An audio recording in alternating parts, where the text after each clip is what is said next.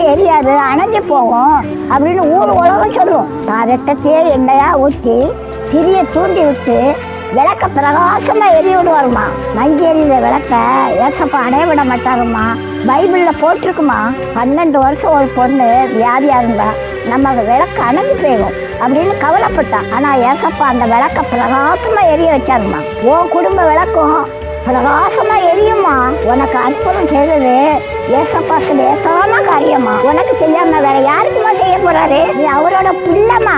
உரிமையோட ஏசப்பாட்ட கேளுமா. நீ கேட்கிறவங்க தான் பெற்றுக்கொள்ள முடியும். உன் குடும்பம் ஊருக்கே வெளிச்சம் கொடுக்க போகுதுமா.